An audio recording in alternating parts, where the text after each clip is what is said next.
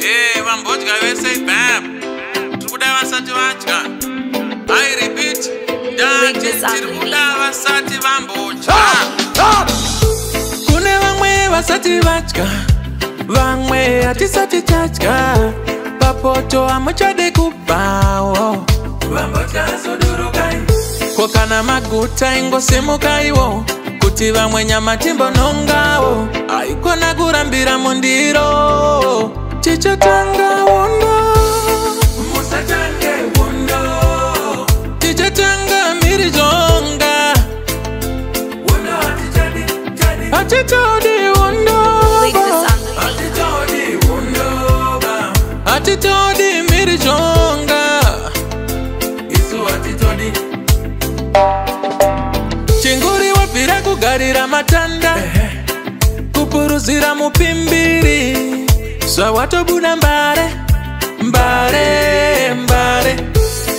Kune vamwe vagere kurima. Misozi vari kungochema. Apa iwe uri kutova seka une moyo wakaoma. Musatange wondo.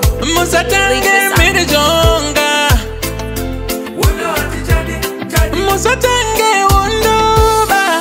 Atijadi wondo ba. Atijadi mirijonga. Atijadi wondo atijadi. Wambo pakurirwa ke kutanga. Wavakuda kupakurirwa ke chipiri. Aunyari neiko. Iwe aunyari. Kune vamwe vasati vadya. Vamwe hatisati tadya. Papoto hauchade kubawo.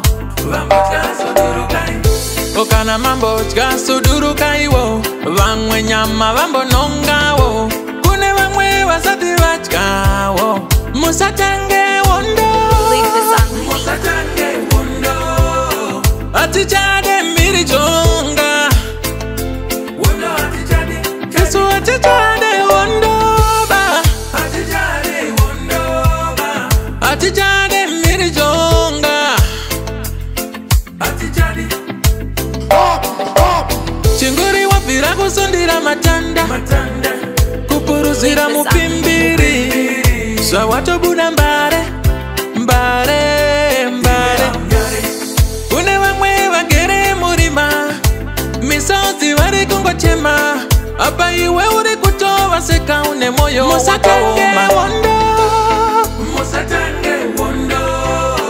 Atijade mirijonga. Wondo atijade. Atijade wondo ba. Atijade wondo ba.